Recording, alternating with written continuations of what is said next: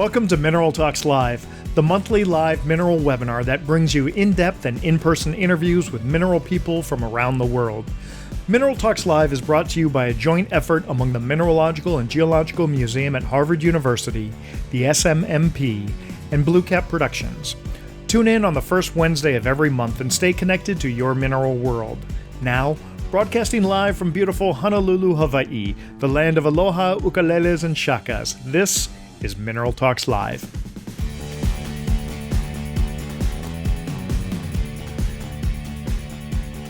Welcome everybody to the wonderful month of May. Today is Wednesday, May 3rd, and we are thrilled that you can join us. This is our 74th episode of Mineral Talks Live, the monthly mineral talk show airing the first Wednesday of every month. In this program, we sit down with people from all facets of the mineral world to learn more about what they do and who they are. Our guests include some of the best curatrix, curators, collectors, dealers, miners, researchers, artists, and media people in the mineral world. I'm your host, Brian Swoboda, and along with my two irreplaceable partners, Dr. Raquel Alonso Perez from the Mineralogical and Geological Museum at Harvard University, and Dr. Eloise Gaillou from the Society of Mineral Museum Professionals, also known as the SMMP. We welcome you to our show. As I mentioned before, this is our 74th episode, so if you've missed any interviews and would like to see a complete list of all our past guests with links to those interviews, please visit the URL at the bottom of the screen. Now, one of the things that makes this program unique is that not only is this a live show, so if I mess up, it's going to be recorded forever, but it's a show where you get to interact with our guests. All you have to do is participate through the chat or the Q&A features, both of which are located at the bottom of your Zoom window. The chat feature allows you to type messages to everyone watching the live show. If you have thoughts, comments, or questions about what we're discussing, this chat area is where you can post them and interact with each other while we're talking.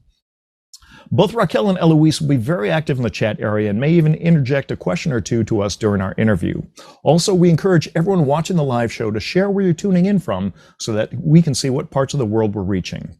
As for any general questions you may have for our guests, these questions can be typed into the Q&A section, and we'll get to those questions at the end of the show. Finally, towards the end of the program, you'll see a window pop up on your screen. This is our quick fire 5 question segment to see how well all of us know our guests. So join us, play along, and let's see how many we get right today. Now, if you were to read a list of accomplishments and volunteer positions our next guest has achieved in his lifetime, you'd say to yourself, what more is there to do? Hey, just for fun, let's take a quick view of some of these, shall we? Okay. Quite extensive. Les Presmyk. Born 1952. Phoenix, Arizona. Oldest of 10 kids. Okay, that's good. High school, 1970. Okay, hang on. Bear with me. Okay. Yep. Hold on. Okay, let's see. Okay, senior year. Yep. Okay, we're almost there. Oh, here we go. Mineral Community Service. Okay, so Mr. Presmyk has been a board member from 1992 to the present for the Flag Mineral Foundation. He's also been the chairman from 1996 to 2001, and he is the current chairman since April 2021. He's also been the president of the Mineralogical Society of Arizona from 1989 to 1990. He has been considered a life member since 2013, a Hall of Fame inductee since 2014 at the Tucson Gem and Mineral Society, the TGMS, the show that we all love. He's been part of the show committee. He's been a member of the show committee from 1985 to the present, and he's been the judging and competitive exhibits chairman from 1985 to the present. He's also been the president of the TGMS from 2019 to May 2021.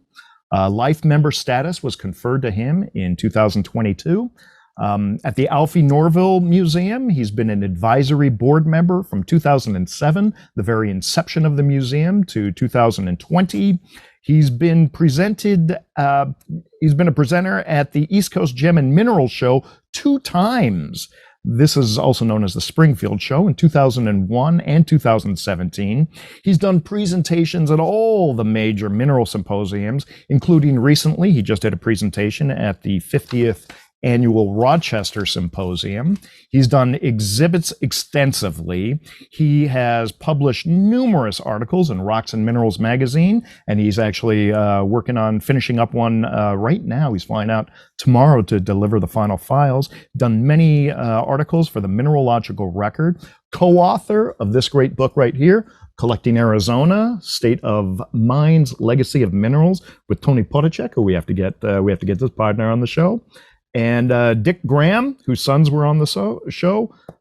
Terry Wallace edited it. Terry was on the show, and this was published by Gloria Stabler in Lithography, and they've been past guests on the show as well. Okay, let's hope that stays there. Les was also awarded the Carnegie Mineralogical Award in 2017, and most recently in 2023, he is the recipient of the John S. White Mineral Legacy Awards. This is our guest today, Mr. Les Presmyk. Les, great to have you on the show. How you doing, buddy? Great to be here, and thanks to the three of you for inviting me. Oh, just thrilled to have you on here. We can't possibly do this program without having someone like you on the show.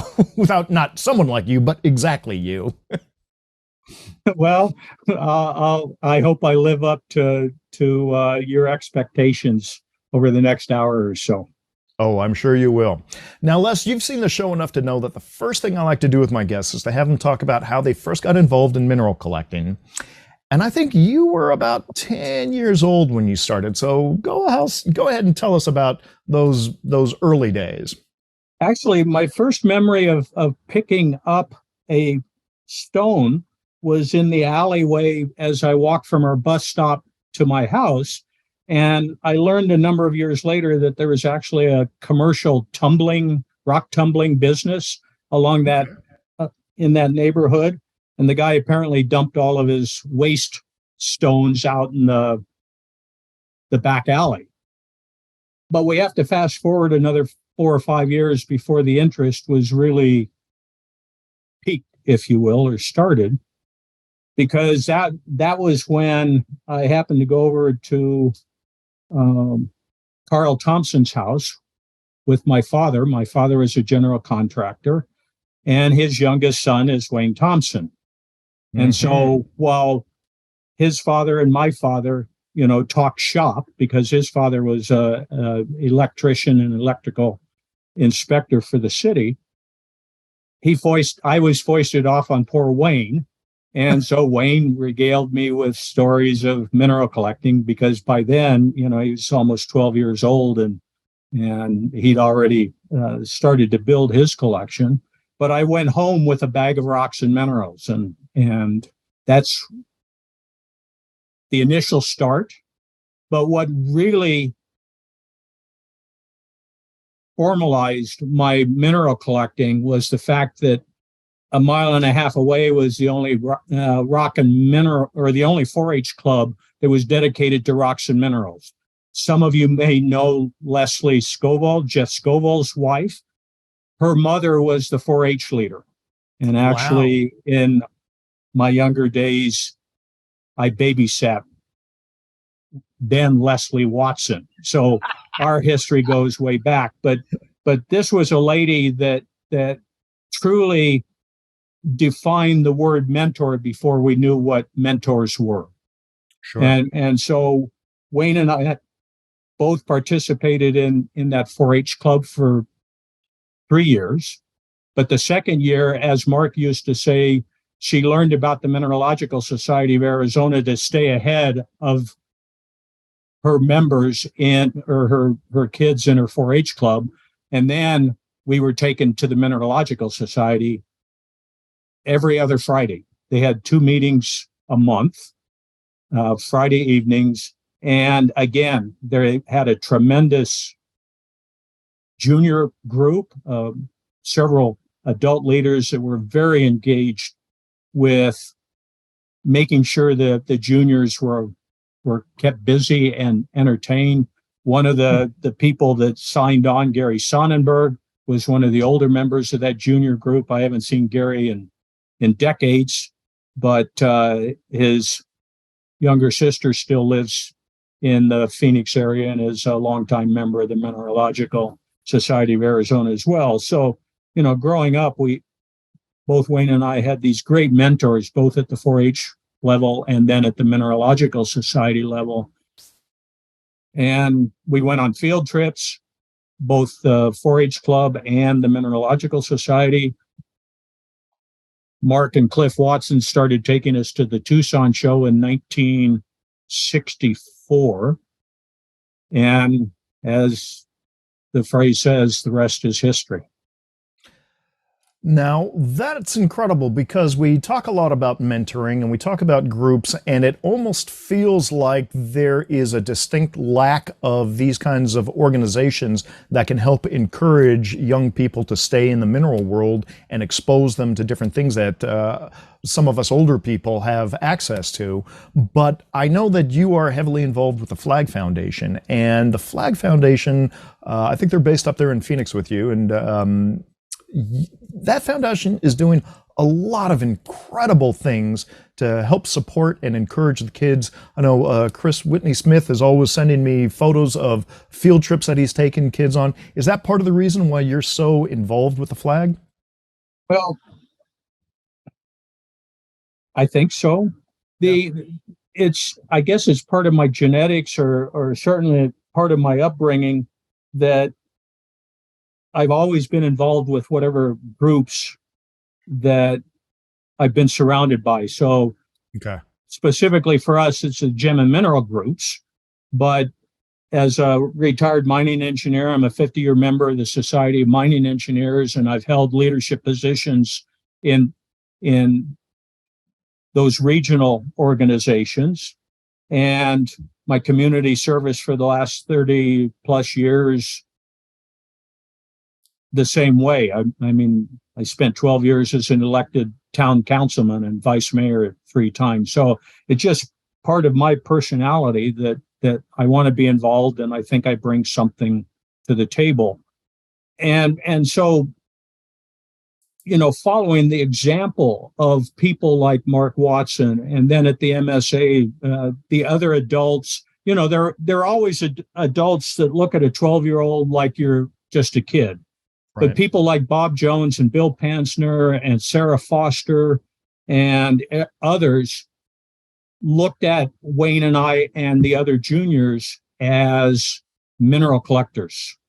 I mean, yes, we were still kids, but they treated us like mineral collectors. And so, I've Bob Jones is another one that I jokingly say that I've actually known him about as long as his son Evan has, because when I first met Bob, I think Evan was about 1 year old. Yeah, right. And I treasure those kinds of friendships, and especially ones, I mean, Bob's probably the last one that's alive of those adults that mentored us as juniors. And so, it's one of those things that the various gem and mineral groups that I've been involved with, Sedona, Prescott, Albuquerque, Phoenix, and Tucson, the junior groups have ebbed and flowed. At one time, when I spoke before the Albuquerque Club, they had 90 junior members. 2 years later, they were down to less than 10. Prescott is the same way. When I first got involved with them a half a dozen years ago, they had 30 active members, and 2 years later, as hormones kicked in and other interests took place, their junior group dropped to less than 5.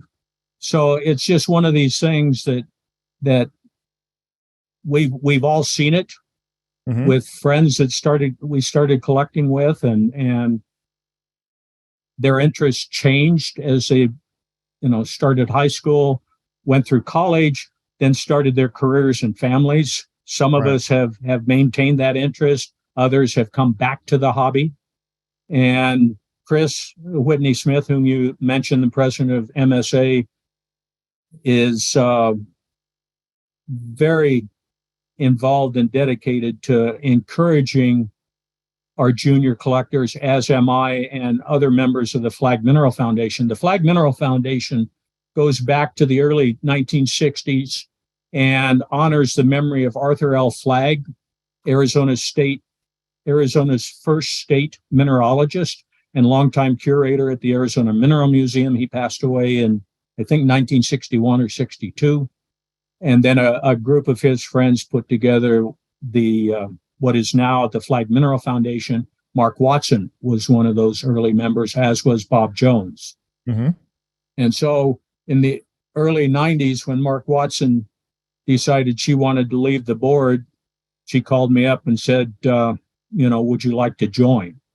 Well, Mark was one of those people that I couldn't say no to. Sure. Yeah. And so for the first 10 years, or those first 10 years, I was very actively involved in the Flag Mineral Foundation.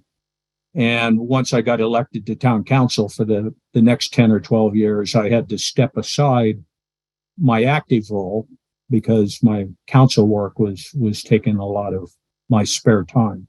Sure. But yes, yeah. it's if we don't, there's a lot being said about bringing adults and later life collectors into the hobby, and I certainly agree with that.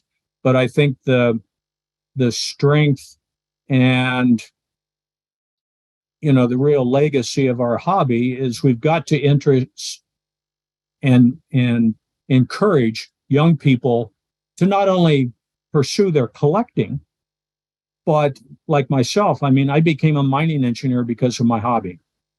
Right. There are others that are going to become geologists and mineralogists and more importantly, just scientists of some kind, mm-hmm. To further the engineering fields and the scientific fields. And even if they just become accountants or doctors and I don't mean just, but, moving outside some of the professions that are more directly tied to the earth sciences. Anything that promotes the sciences and promotes college educations in our young people is important. Absolutely. Now, you bring up an interesting point. You say that when the hormones kick in, a lot of the kids end up leaving the mineral collecting world. And you gave a couple of great examples of when you presented to a large group and then the next time you presented it was much smaller. For you, you started collecting early and then you went to the University of Arizona, graduated with a mining engineering degree, and then spent 11 years at the Magma Copper Company and then a 30-year career at SRP. What was it that kept you kind of in that lane, so to speak? Was there any kind of external influence, or was it just your outright passion and curiosity about minerals? Well, so as a sophomore or junior in high school, my first thought was to become a mineralogist. Okay. But back in the late 60s, there just weren't that many opportunities. The science of mineralogy, as we see it today, examining and studying all these exotic minerals and metals and whatnot, those opportunities were not there. So it seemed to me like, I could become a museum curator. Well, all the museum curators at that time, again, those jobs were rather limited. Mm-hmm. Every museum I looked at, all the curators were 40 to 45, which meant, another 20 years of waiting to become a curator. Okay. And so I said, okay, where do minerals come from? They come from operating mines. Who runs operating mines? Well, mining engineers do. Voila. I decided to become a mining engineer. And that is a decision that I never regretted. I thoroughly enjoyed and loved my 42 plus year career as a mining engineer. And so, yeah, I've been focused on my mineral hobby, my service to the mineral community and my community at large, and my career. And I'm just one of those very fortunate people that, number one, figured out what I wanted to do early. It came to pass, and I've never looked back and regretted a day of it. And Sure. then, over the last 20 years, I've been involved with several mining projects where I was able to take my professional expertise back to my hobby and make several of those operations successful. Fantastic. Can you describe real briefly what your role was as a mining engineer, both at Magma and SRP? So when I went to work at Magma, my office, as I have jokingly described, used to be 4,000 feet underground. The Magma mine at Superior, the number 9 shaft, was 4,600 feet deep. And I spent most of my career there in the production side. I did spend several years as the senior planning engineer and designing drifts and where we were going to mine. And so it was very much production oriented. I spent 2 years at San Manuel, again, pretty much on the production side of the mine, and thoroughly enjoyed that. But by the mid 1980s, we'd already shut down the Magma mine at Superior. The copper business, the copper market was still not very good.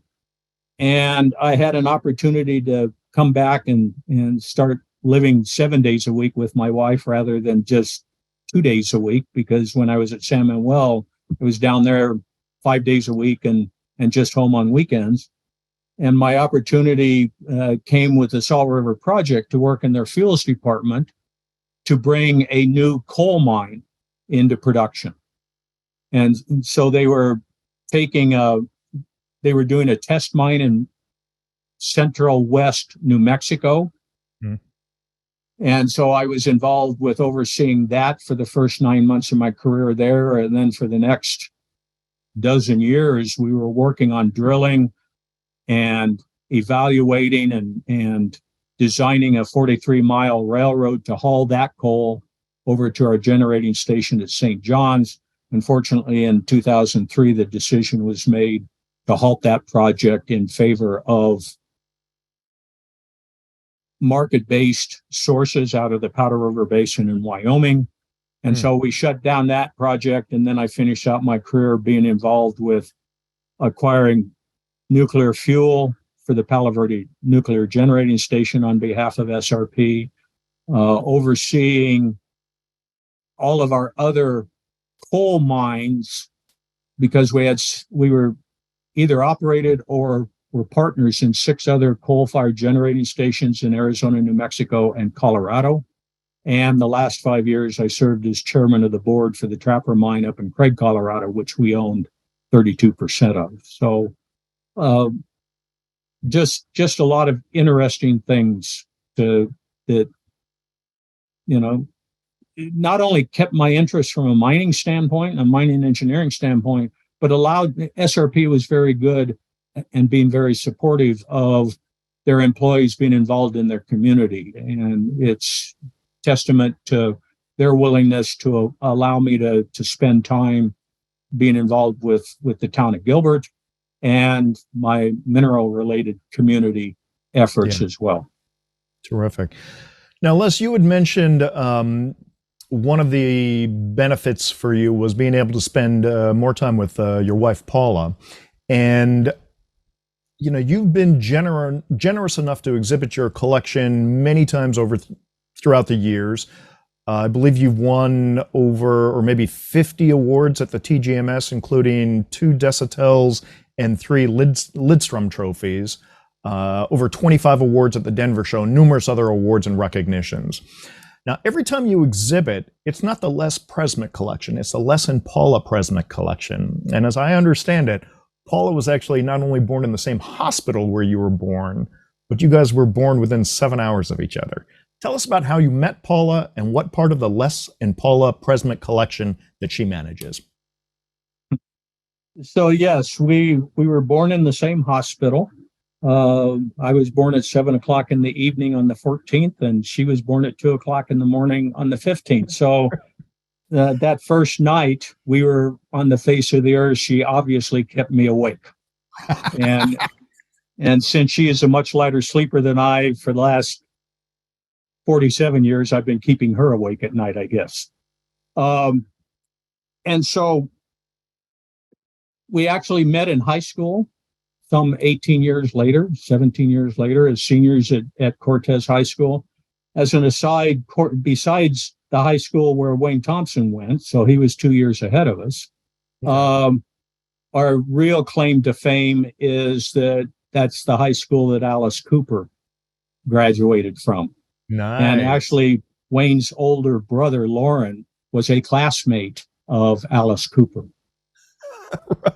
So we've been together since we were seniors in high school.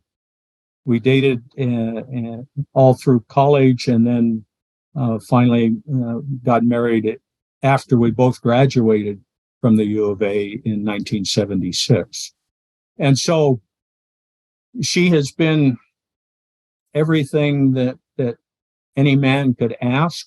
She's put up with my hobby. She's been almost a lifelong partner in that hobby and our business, De Natura, and managed to almost keep me on a business-like trajectory. We've been dealers on the main floor at the Tucson show since, for 36 or 37 years. But between Wayne Thompson and Kurt Van Scrive and I, we shared hotel rooms since the early 1970s and have been dealing minerals in some form or fashion since then. And so it's very much our collection. She controls and the thumbnail and small miniature collection, as I learned a number of years ago when she looked in a case and saw one of her specimens that I had traded off. I guarantee you for the next 50 years, I never made that mistake again without her permission. Whoops. Yeah, exactly. Actually, 20 years ago, I got the piece back. Was it an anniversary gift you gave to her? Well, she was happy to see it back, but she still remembered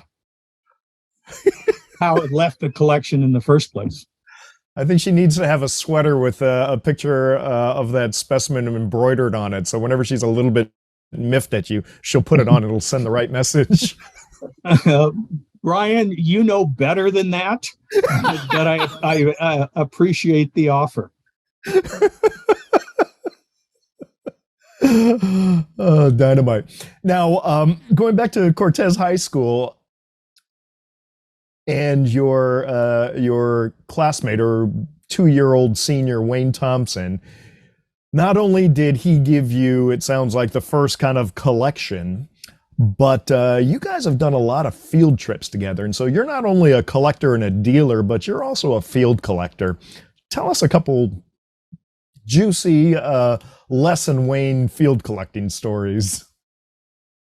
Yeah, Wayne and I have been spending a fair amount of time together recently, just reminiscing about, our 60-year friendship. And yeah, we spent a lot of time collecting together. He was the first one to take me underground at the Apache mine. That was my first underground adventure. My second underground adventure was with him at the Raleigh mine.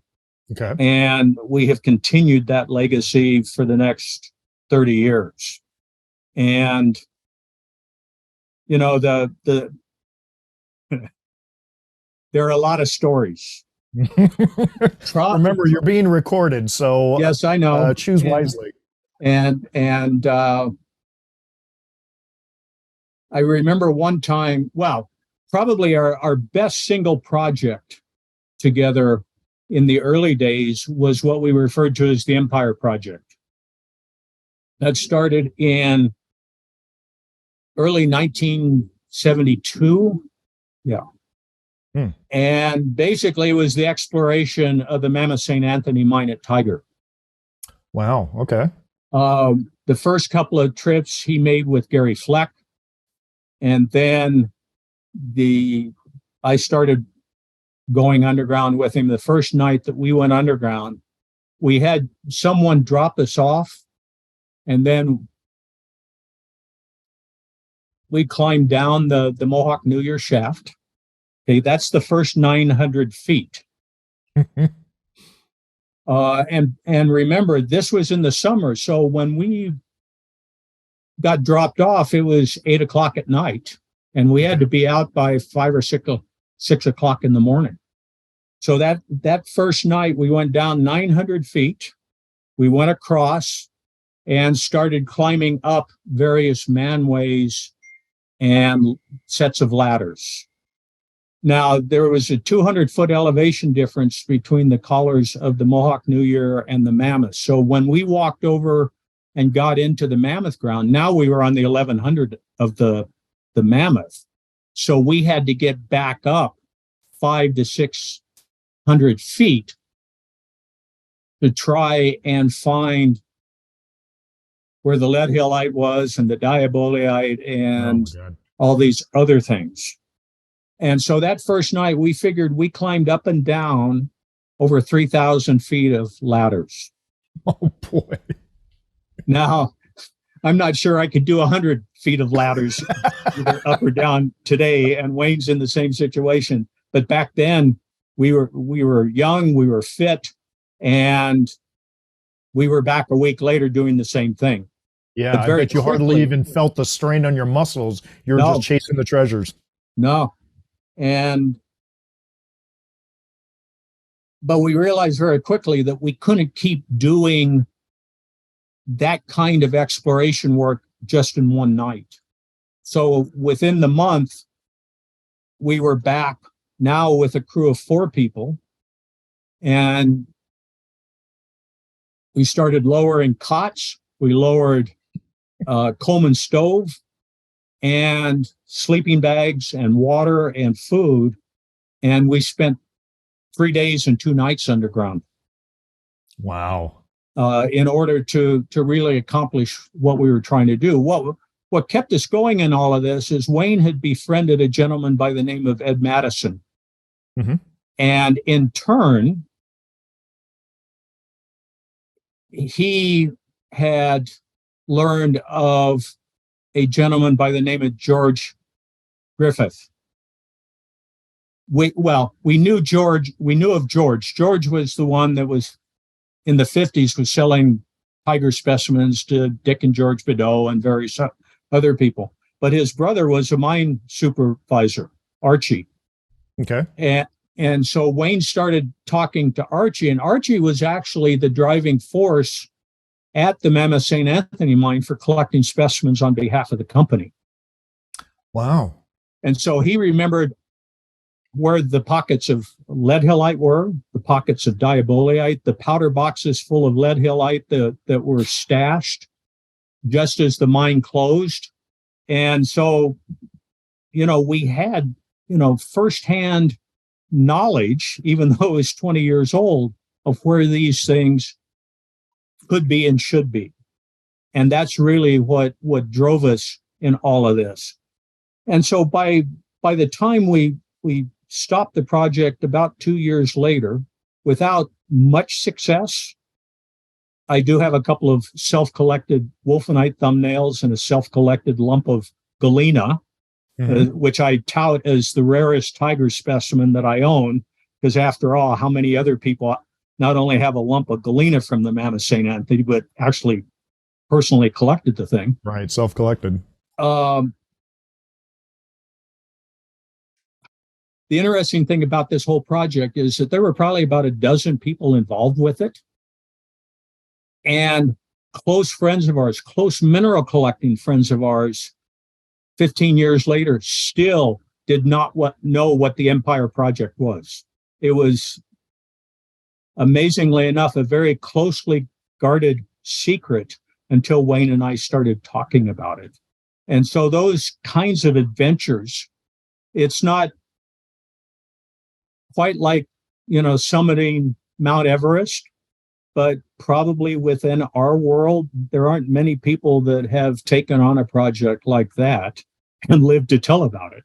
Well, I mean, it sounds like a total black op operation, where it's like, okay, in the dead of night, but it goes beyond that because we talk about mineral collecting almost like treasure hunting, and you guys, I'm going to say, had literal maps to where the treasure is, X marks the spot, and spent time trying to track that down. That must have been such an incredible thrill. Absolutely. I mean, we used to joke about the fact that nobody could afford to pay us to do what we were doing, but we were willing to do it for ourselves and for the possibility of finding, lead hillites or diabolites or any of the number of minerals that came from the Mammoth St. Anthony mine. And, it's just one of those things that yes, the thing that thwarted us was that the Mammoth St. Anthony mines were notorious for their heavy ground. Back 100 years ago, What does there that was a mean, heavy ground? collapse Oh, okay, collapse. Yeah. of like 700 feet of the mine. Wow. And so we knew when we got close to the Mammoth Shaft, because all of a sudden the drift was in poor shape, lots of cave ground and whatnot. And that was the disconcerting part, is that because it's an underground mine and because Mother Nature, wants to collapse all these openings back, to reach some sort of equilibrium, we never got back to exactly where we needed to be. There was always something, a collapsed manway or a collapsed drift or something that stopped us. So the treasure at the spot marked by the X might still be there. Oh, it's absolutely still there. Well, but that's also part of the thing of being young. You take those crazy risks because you don't have a conception of the value or the fragility of human life. But at least you had some sense that going down that is going to be a little bit too dicey for us.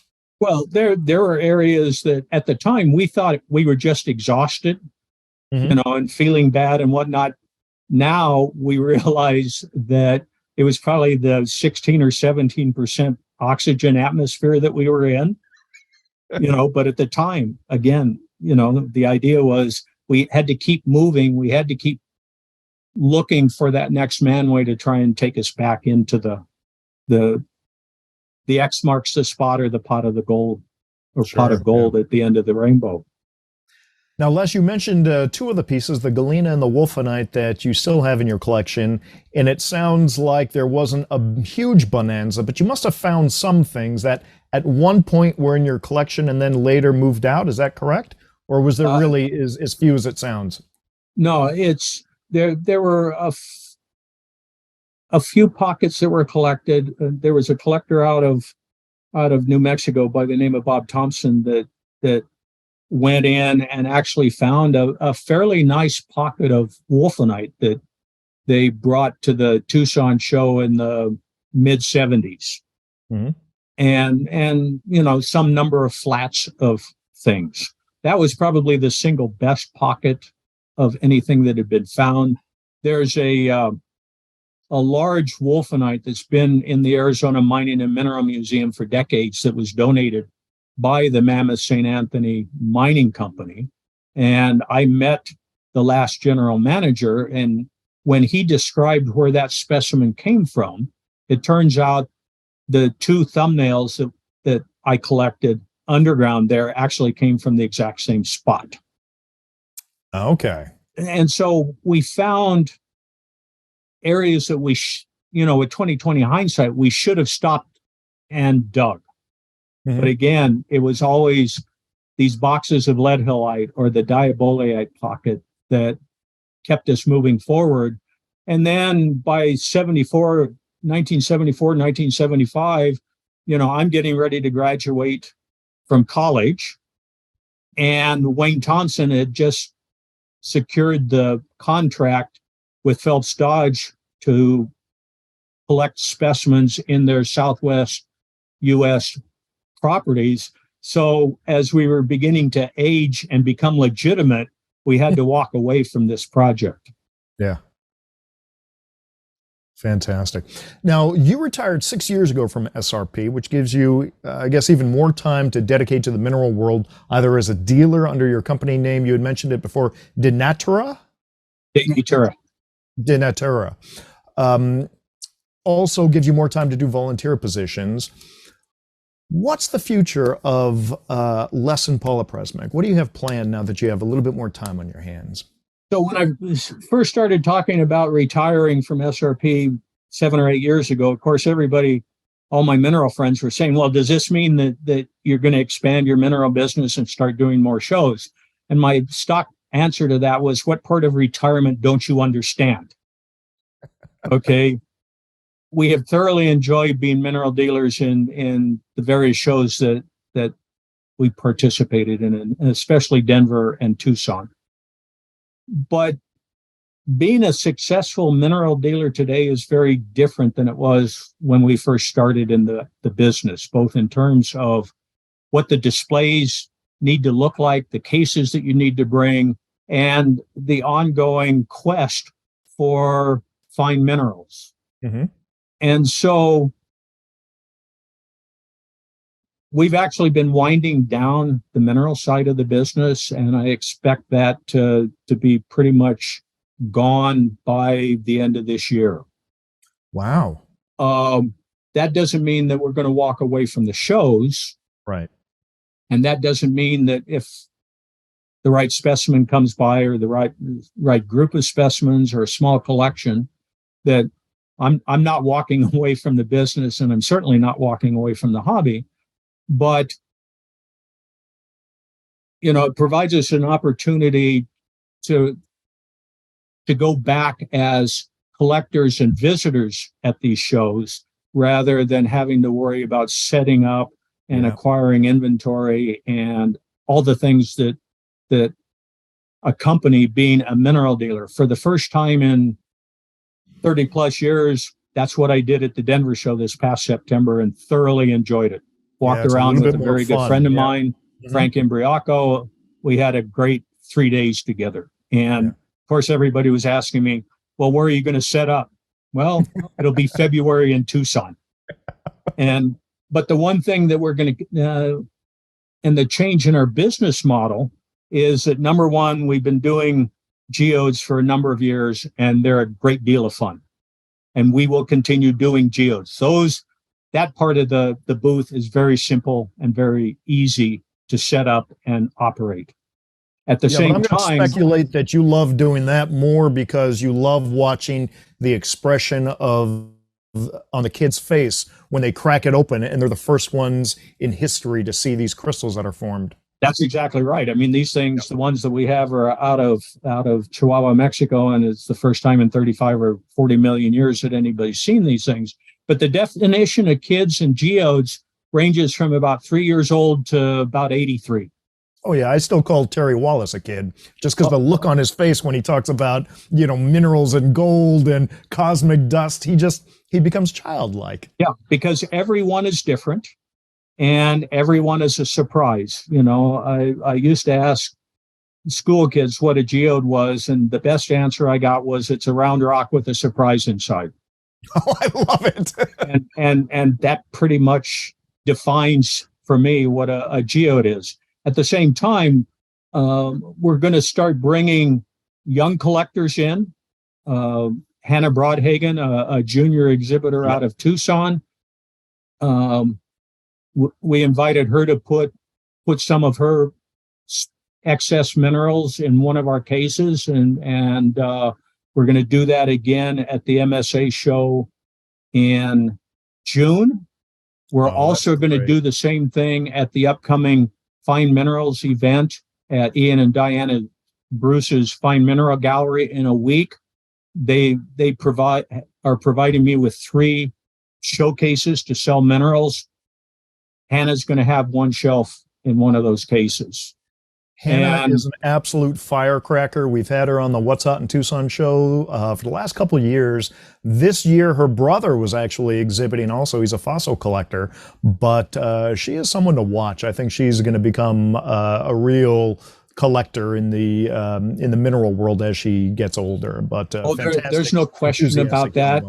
Her parents and her three brothers are very supportive of this. Her younger brother Nathaniel actually beat her out for the highest scoring junior exhibitor this year. And I mean, he's every bit the fossil collector that she is a mineral collector. Absolutely. So yes, it's been a joy and a pleasure to help bring especially her along, and I assume that Nathaniel will be following in her footsteps on the fossil side, and we'll certainly be encouraging that however we can. So here's a photo of Hannah doing some field collecting recently at a dig. Yeah, just great, passionate young woman. So good for you. She just turned 14. Yeah, and for those of you wondering, on May 12th, 13th, and 14th at the Tucson Fine Mineral Gallery, there is going to be an open weekend. So if you're in the Tucson or Phoenix area, make sure you come on down. Les is going to be giving a presentation on Saturday and Sunday, I believe. And as he mentioned, there's going to be 3 display cabinets where he's going to be exhibiting 2 cabinets full of pieces from the Les and Paula Presmyk collection. And now we've learned one from Hannah's collection. Yeah. Yeah, actually, I think I'm speaking on Friday and Saturday, Brian. I need to look at that schedule. Yeah. Good deal. Fantastic. So, Les, how many pieces are in the collection? Something in excess of 6,000. 6,000. And it's primarily Arizona, but you have some worldwide? How does it break down? Well, so it's predominantly Arizona. There's probably 5,000 Arizona specimens in the collection. Of course, Paula's thumbnail and small miniature collection is worldwide in scope. Mm-hmm. But, you know, there's a lot of Arizona things there. 20 plus years ago, I decided I was going to put together a small group of sphalerites, of all things, to put on display at the Tucson show to show people that it didn't take and does not take huge sums of money to put together a nice collection of minerals. Now, you know, they're not going to be beautiful as tourmalines and golds and aquas and wolfenites and azurites, but, you know, nice crystallized sphalerites can still be had pretty reasonably. That has morphed into a collection of over 730 worldwide sphalerites. No kidding. And so of the 6,000, about 700 plus are sphalerites. Paula's thumbnail collection is another 700 or 800. And so of the remaining 4,000 or 4,500 specimens, probably half of those are displayable, and the other half is what I would consider a reference collection. Okay. All right. Well, Les, we're going to take a look at some of the pieces from your collection, but before we do that, I'm going to ask either Raquel or Eloise to go ahead and launch the poll. Les, when this pops up on your screen, you can go ahead and close it. Actually, you're not supposed to read the question, so go ahead and close that. And for the viewers at home, take your best guess on those 5 questions. These are the quick fire 5. We'll get to this after we look at some pieces from the Les and Paula Presmyk collection. Les, this guy is up first. This is an azurite from the Czar Mine in Bisbee. Tell us about this beauty. So this was part of a 30-inch long plate that was in the Arizona Sonora Desert Museum collection. And I went down one time with 4 very nice Arizona cabinet specimens to try and trade the plate out of the Desert Museum. It was too large. They couldn't handle it. They couldn't display it. It was just sitting in a cabinet in the vault. And the curator was reluctant until I said, okay, I'll trade you these four for half the plate. And I said, this is where I'm going to trim it. This is what I want from it. And a minute later, the deal was done. Now, it took me 2 months to do the trimming, but this is the piece that resulted from it that I put into the collection. Fantastic. I love this. Now, we were talking about, you're telling us the story of the Mammoth St. Anthony mine at Tiger. So let's go ahead and take a look at this cerussite from there. So this piece is about 5 centimeters tall. I paid $50 for it in 1966. I was in either the 7th or 8th grade when I answered a newspaper ad for a mineral collection that was for sale by a gentleman that became a longtime friend, Bob Dreyer.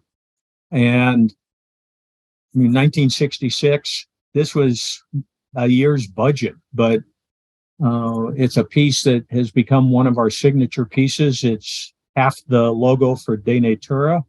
And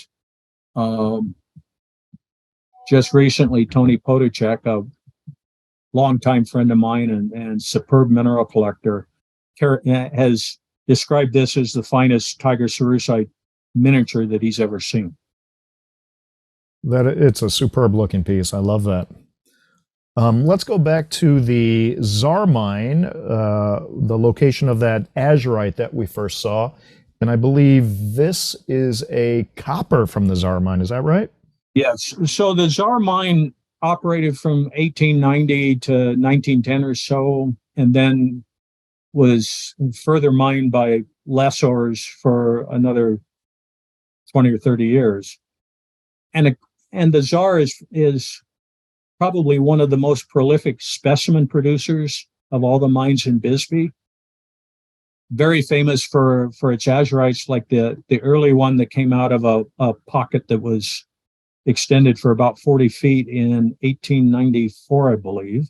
And of course, it's great azurite roses. And the reason that the roses are so lustrous and well formed is that they occur in seams of clay.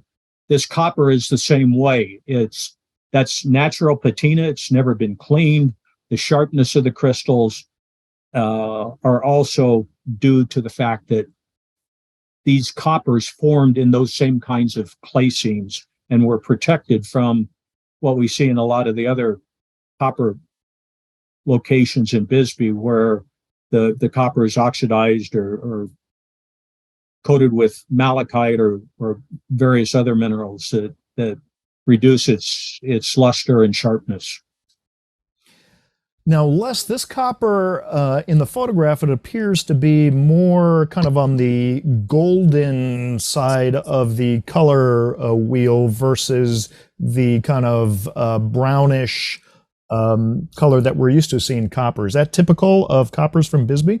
No, it is not. Although some of the coppers will show a slight golden color.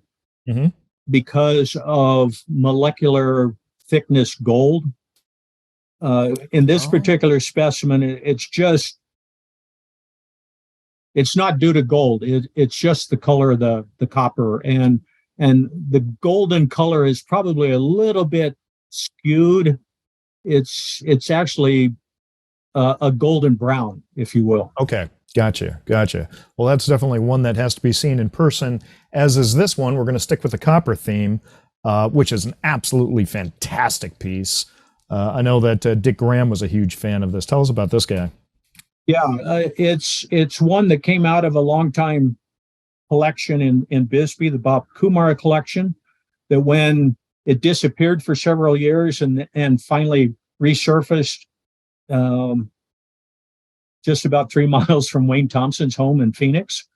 And when everything was said and done, a partnership of Tony Podacek, Neil Prent, and myself were able to buy the collection. But this is the piece that Wayne and Mike New retained as their finder's fee. Wow.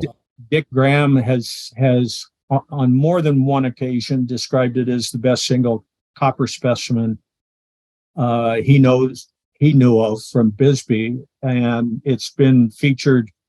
It was a featured specimen on the for our last time at the Springfield show. It's been on the Centennial poster for TGMS. And, fortunately, I was able to acquire it the first stage buying Mike New's half out, and then a couple of years later buying Wayne's half out. And, superb.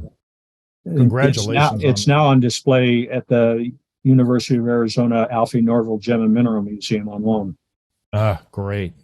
So that was from the Campbell mine, and the previous copper was the Czar mine.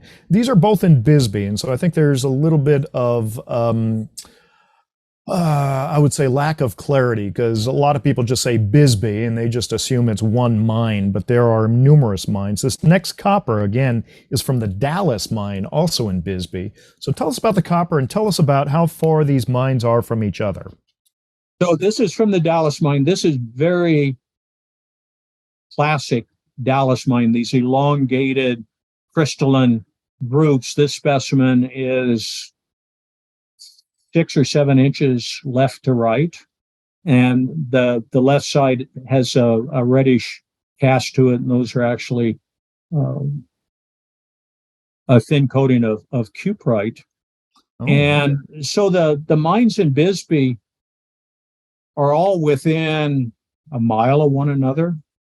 So you've got the early mines were the Czar and the Holbrook, the Southwest, the Sacramento, the Higgins. Those are all on the western side of the district. And again, they were clustered within less than a half a mile of one another. Then you've got the Lavender Pit. And then on the south side of the Lavender Pit and underneath the Lavender Pit are the deep mines of the Cole, the Campbell, the Dallas, and the Junction. And those produced the last 45 years of ore for the Bisbee mines. But so the deep mines, all those shafts are easily within a half a mile of one another. The older, less deep mines were in a similar cluster and fairly close to one another. Very cool. Well, I think we should stick with our native metals. And just before you move on to the next slide, can you just tell us the approximate size of each sample? Yeah, so this one's at least 6 inches left to right. And in centimeters? No, I'm just kidding. Don't worry. What's that? 17. 17 centimeters. Thank you. I didn't do that calculation in my head. It's in my notes. I forget that we have some people that are not metric challenged on this, and so I'll use both. The copper before that, the fine cluster of Spinel twins, that's about 12 centimeters left to right. So those twins are in excess of 7 centimeters, the longest ones. 12 and a half. Okay, 12 and a half centimeters left to right. And then we'll go back to this one. This is 9.3 centimeters tall. Okay, so staying with native metals, this is both beautiful and a bit unusual. Tell us about this one. So Arizona's early mining, of course, was gold and silver, but it's been so long ago that virtually all of the gold specimens, the gold nuggets, were sent to probably the Denver Mint and smelted down and turned into coinage. I mean, in 1855, there were 22-ounce nuggets found in the southwestern part of Arizona, but none of those exist today. This particular specimen came from 50 miles south of Quartzsite. So between Quartzsite and Yuma, the specimen is about 2.8 centimeters tall. And so those gold crystals are approaching 5 and 6 millimeters. And all of the more recent gold specimens from Arizona are being found as a result of metal detecting. And there have been some significant gold finds in the last 20 or 30 years. Most of them are nuggets, but occasionally there's a specimen like this that was encased in some sort of rock that once it was etched out, the rock protected the crystals. And so we have a specimen like this. Super. Now, Les, you were working many years at the magma mine in Superior, Arizona. So let's take a look at a barite from that mine. Yeah, so the magma mine at Superior is certainly Arizona's finest barite locality. And up until the Mico mine up in Nevada was probably certainly one of the West's finest localities for fine barites. This one came out in probably about 1958 out of a series of stopes in what we referred to as the A-bed replacement ore zone. Unfortunately, by 1960 or 61, this area caught fire and had to be sealed off from the rest of the mine. But during that period of 2 or 3 years, there were a number of fine barites like this one, pyrite crystals that back in the day rivaled some of the early things out of Peru 20 years later, some very fine calcite crystals. But the barites are the real trademark species for the magma mine.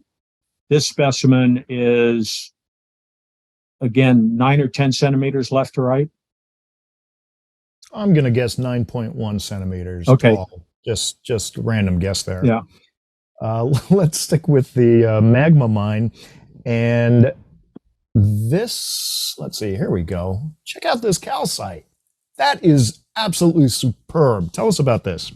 So even without my glasses, somebody asked about the photos. All the mineral photos were done by Jeff Scoville. And kudos to him. He's very gracious and very giving with all of his photographic work. And he and I have been friends for 40 plus years. I knew him before he was known as a mineral photographer. So this particular specimen, what's that? Back when he was doing furniture. Yes, and actually the cabinets behind me were his last. No, oh my God, that's incredible. Let's cut back to Les's camera for a second. Yeah, so the cabinets off to your right, my left. Those were built by Jeff. I absolutely love it. You've got so many ties. That's great. All right, let's go back to the calcite. I'm sure people are drooling, wanting to know more. So 1977, I'm a supervisor, development supervisor. We're driving drifts out to get to the next levels of our ore body. And I came in at 4:00 in the afternoon, and this pocket was hit at 8:00 in the morning. There were crystals up to 4 inches across. They're all twinned. The larger ones weren't quite as clear as you see here. This specimen is 12 centimeters left to right. So the main crystal is well over 3 centimeters. This is one that I personally collected once I got underground. Wow. Our best one, which is about a 5 centimeter twin crystal, is on loan at the U of A Alfie Norville Gem and Mineral Museum as we speak. And, the miners collected this pocket in about less than 30 minutes. And most of the specimens ended up on the rock pile. Fortunately, the day shift level supervisor recognized that these things might have some value. And so he managed to throw half a dozen to 10 pieces in a burlap sack and brought those out of the mine. And I mean that literally. The specimen that we have down at the U of A museum had 2 crystals on it at one time. And his comment was, when I threw it in the bag, the other crystal broke off. Oh, God, I hate those stories. And so, but I was able to collect, Paula has 3 thumbnails in her collection. The piece that is in the Bill and Robbie McCarty collection, I collected. This one Tony Potuchek has a fine miniature that I collected. So I was able to collect half a dozen or eight specimens, but the best ones were collected and some of them preserved by the miners. Superb, superb. Les, we are a little bit over our hour, so I'm only going to share a few more photos, and then we're going to go to the Quickfire 5. But this is a cool specimen from the Live Oak mine. Oh, I'm sorry. Let's go back to that. I don't know if we mentioned size, but that's 11.1 centimeters wide. Yeah, I estimated 12 centimeters wide. I guess I should have copied my own script, right? Oh, who knows, Les? I could be making numbers up. You never know. Yeah. Okay. Well, they sound close. Close enough. So this is another one of what I consider our signature pieces. It's about 5.5 centimeters wide. It's a piece that both Wayne Thompson and I saw for the first time about 1968 or 69. Ricardo Campos, miner at the Magma mine in his early days until he figured out that he could buy minerals and sell them, and it was much safer and cleaner than working in the underground. But he was one of the miners in that A-bed replacement, actually mining barytes and pyrites. But he acquired a batch of these pseudomorphs from the Live Oak mine. This was the only undamaged specimen, and this is the one that he put into his collection. Now, I wish I could go back and look at a number of those Right. because I think a lot of the damage could have been trimmed away. But, in 68, 69, we were only looking for perfect specimens. In 1972, I was working in Miami and would stop by and see Ricardo on a regular basis. And Rocky Mountain Federation show took place in Phoenix in June of 72. And right before that, Ricardo asked, we were talking about the possibility of me buying his collection. And when he sold some other Mexican minerals that he had to Tony Worth, that pretty much put the kibosh on the collection deal. But he offered me the opportunity to pick a couple of specimens and purchase those. And of course, I immediately jumped on being able to buy this one. And Wayne has held it against me, along with the Tiger Cerussite, by the way, ever since. Right on. All right, we're going to do a couple more images here. This is a self-collected piece from the Rowley mine.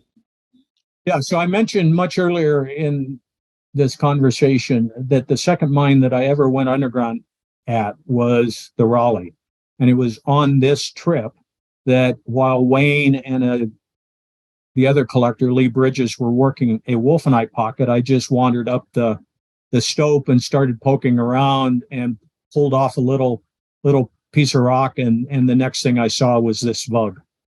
And so I asked either Lee or Wayne to come up and dig it out for me. As it turned out, it was very easy to remove because all the barite around it was decomposed and loose. But at the time, I didn't know that. And I figured that between Lee and Wayne, one of the two of them would know how to dig it out. And so this is a specimen that's been in the collection ever since. Beautiful, beautiful. And this is 7 centimeters tall. Thank you. And then, you're welcome. My pleasure. That's what I do here. The final piece we're going to look at is one that, when I think of you, Les, I always think of you and Wayne at the Red Cloud. So I've saved Red Cloud for the very last. Yeah. So Wayne and I spent a lot of time at the Red Cloud over the years. And then in the mid-90s, we had the opportunity, along with James Horner, to buy the mine at a sheriff's auction sale to pay off some workers' liens against the property that dated from over 10 years prior to that. And then within 6 months, we were down there open pitting the mine. This actually came out of one of the early pockets that we hit. There were only 5 or 6 specimens, and this is the largest and best one of those. a month and a half later, we hit our great pocket. It was starting on or around April Fool's Day, and that continued for about 40 feet. But when we got everything to Wayne's house, got it all prepped and ready to split, I had the number 9 pick overall, and I took a cabinet specimen. And then when the next round came around, this was my second pick out of everything. At the time, Wayne kind of looked at me and with a puzzling look on his face. But when he wrote the article with Wendell Wilson for the MR, I asked Wayne why he didn't submit this one as a possible cover photo. And he said, Les, if I submitted this one and it was put on the cover, everyone would have wanted one just like that. And I knew that we didn't have them, so that's why I didn't submit it. But it's certainly a piece that continues to capture the eye of any number of collectors. Absolutely. It's beautiful. It's 4.3 centimeters tall, for those of you wondering. Okay, so Les, let me just go back. Actually, I lied. There's one other specimen that I want to share. You said, going back to this copper, you said that this is currently on exhibit at the Alfie Norville Museum. Is that correct? Yes. Okay. There's another piece that you donated, or rather that you loaned to the Alfie Norville Museum, and I want to know a little bit about it. This is in the mineral tools section, and I think it is listed as wrapping material, and it is on loan, so you did not give it to them. Tell us about this one here, number 9. Well, you have to appreciate the fact that we were setting up all of these exhibits 18 to 24 months ahead of the museum being built. We were over in the basement of the Flandrau Planetarium, and there was one group working on the specimens that were going into the first hall, the Mineral Evolution Hall. That was Frank Souza and Ron Gibbs and others. And I was in my own little closet doing all the Arizona shelves. And when Bob Downs and I were talking about the layout of the Arizona Hall, he suggested that we do a case on what is it to be a rockhound. All right. So that's how the idea started. And that's why you see all the tools, the beer flat. I tell the story of why the unit of measure in the mineral hobby is approximately 11 inches wide by 16 inches long, and we've referred to it as flats. And with the traditional and historic Coors beer flat bottom and the Budweiser beer flat top. And at the time, there was supposed to be, where it says wrapping materials, I was going to put a roll of paper towels, some newspapers, and this roll of toilet paper. Well, it wasn't supposed to be on loan by, but everything else that we have in this case is loaned by some of my collecting tools and whatnot. And so once the museum opened,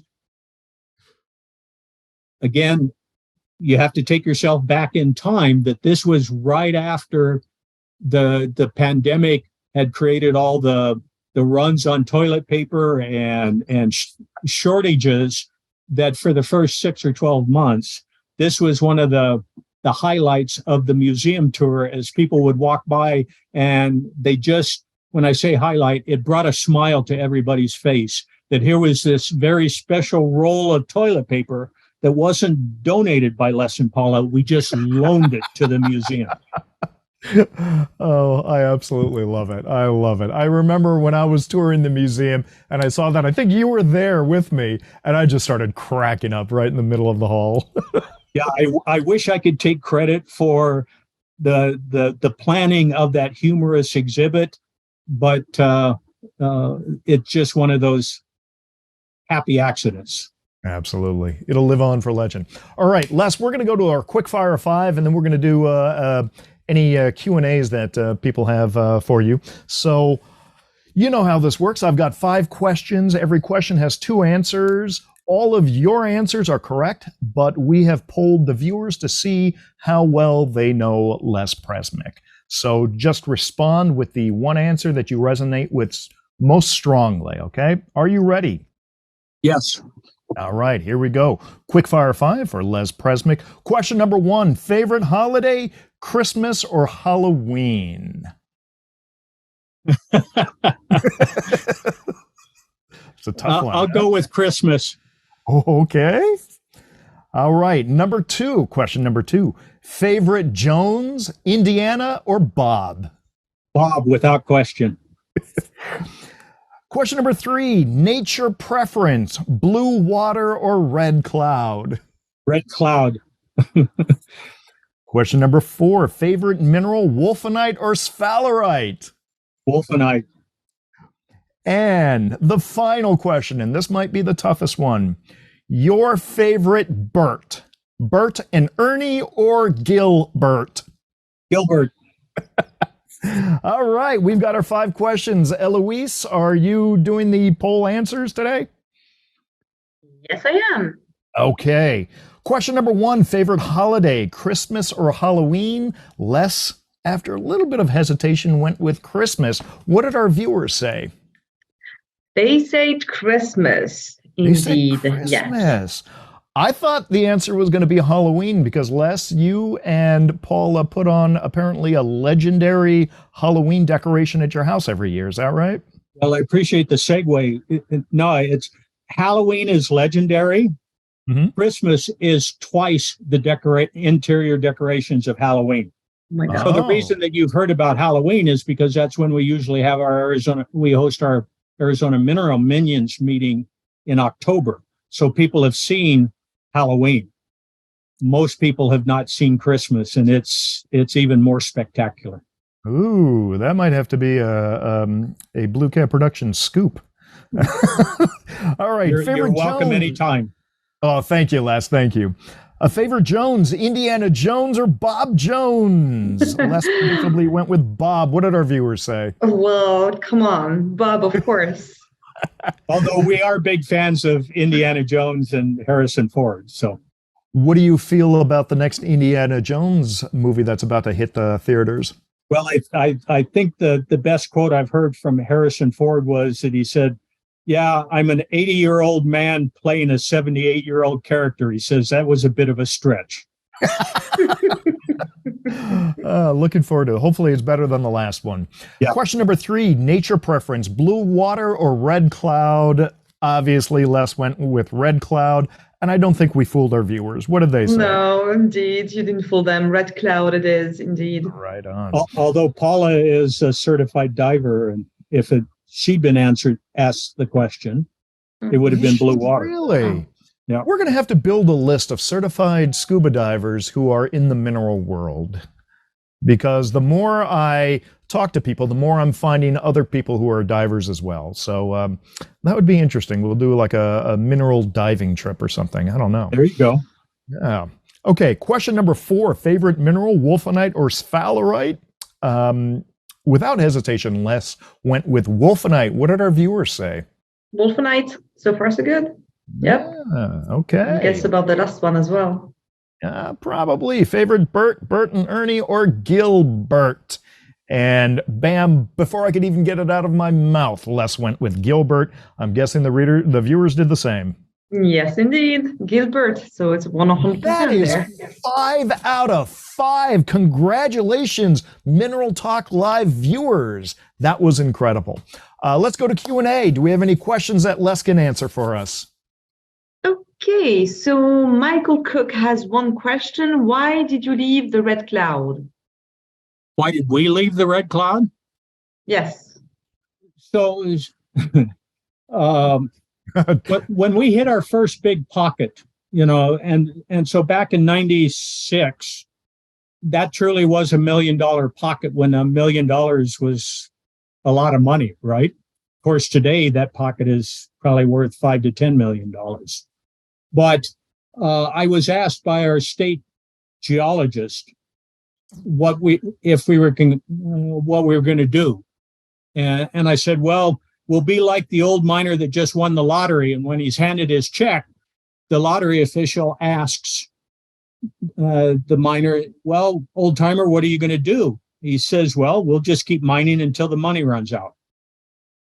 And so we pretty much did that. The next 2 seasons were not successful at all. But the reason that we left the mine was because Wayne and James Horner took the property, and James traded it to Brian Lees for a group of very fine mineral specimens. And then Brian Lees operated it for 2 or 3 years with some success. And now it's under private ownership, and people are allowed to collect there on a fee basis. Yeah. So there's still plenty of wolfenite there to be found. It's just a question of moving enough rock to make it happen. Right. Okay, thank you. We have, I mean, I was scrolling back at the chat, so I had a lot of woos and how, wow, and incredible when we're looking at the photos, and people were so quiet when you're talking. It was amazing. Usually people chat, but this time we went from people saying hi, and hello from here, and then suddenly everybody stopped and just listened. It's funny. So I don't have a lot of questions in the Q&A. I have one question for the general audience as well. So you're saying that you're a miner, and mining a mine, of course, sometimes you find beautiful things, but what was the purpose of the mine? You said you talked about copper. Did you find any other ores? It was only copper ores or anything else? And what is the ore used for in the final stage? Who buys? So are you referring to like the magma mine? Yes, the magma mine, for example. Okay, so yes. The magma mine and the San Manuel mine were both the last underground copper mines in Arizona. Magma mine was one of the 2 or 3 richest underground mines ever in Arizona, Jerome being the richest. The underground mines at Bisbee certainly would vie for that. But the magma mine started in the 1912, 1913 timeframe, high-grade copper, but also significant gold and silver values. Generally, the gold and silver was contained within the copper mineralization. But what was interesting about the magma mine is that from a specimen standpoint, it really didn't have a lot of open cavities and voids. So there was no oxidation. There was a little bit of diaptase at the shaft, right on the surface at the number 1 shaft collar. But very quickly, the mineralization was pretty much all sulfides all the way down to the 4600 level. And at the 4600 level, we actually found native copper, of all things. But within the replacement ore bodies, crystals were relatively uncommon. Because the replacement was fairly massive and almost total, where we would find calcites and other things were usually right along the fringes where the ore was right up against the limestone. In the case of the barytes and pyrites, those A-bed replacements were the one exception, and there was a lot of vugginess to those ore bodies. But yeah, the first 11 years, actually, even before that, I was very involved in copper mining in Arizona. But I do see one question by Anna Papadopoulos asking about the malachite pseudomorph from Live Oak. That's actually a full pseudomorph. And what's interesting about it is some of the smaller ones, the quartz has completely replaced the azurite underneath it, or what I think is azurite. So you've got a little bleb of manganese, botryodomanganese, those the white platy crystals. I guess they could be at one time malachite after azurite, but certainly the main crystals are fully pseudomorph. All right. Well, thank you very much. Any other questions? Well, not from the audience. I asked the question of people if they wanted to leave, but we have a lot of people still watching, so I think people are just quiet and just loved it, I guess. It's good to see. And I think that we have other divers as well, by the way, in the group. Well, good. Like people raising hands, like when you were talking about ocean divers. So yeah, that's happening. I guess we can have a divers meeting soon. Yeah, as we were waiting to start this, I was watching as people were logging in, and there were a lot of friends that I could see that were logging in. So thanks everybody for spending an hour and a half of your valuable time and lives listening to what we had to talk about. Well, Yes, Les, indeed. thank you so much for being on the show. Really appreciate it. And I did find that, Les, you are correct. Your talk on Friday, May 12th is at 11 a.m. at the Tucson Fine Mineral Gallery, and you're going to be talking about the Red Cloud Mine. So those of you who are in the area, anywhere in Arizona, New Mexico, whatever, get out there, check out that talk. That's going to be fantastic. Bill Shelton's also going to do a talk that same day on what causes colors and minerals. And then on Saturday, May 13th, Les, you're going to start it off by talking about the Miami Globe Mining District, followed by Mark Hayes talking about Arizona fluorite collecting at the Homestake Mine. And then there's a catered barbecue dinner that evening. Unfortunately, I won't be able to be there, so I'm not going to be filming it because May 12th is my son's birthday, and I refuse to miss my son's birthdays for anything. So less sorry about that, but I'm sure it's going to be a great presentation nonetheless. Hey, family comes first, Brian. Absolutely, always does. All right, so that's going to be our... Yeah, go ahead. I have one question in the comments. I'd like to know who Rockhound is.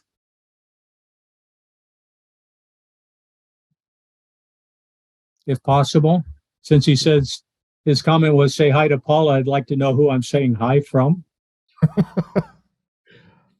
All right, Rockhound, if you're still with us, go ahead and fire us off an ID.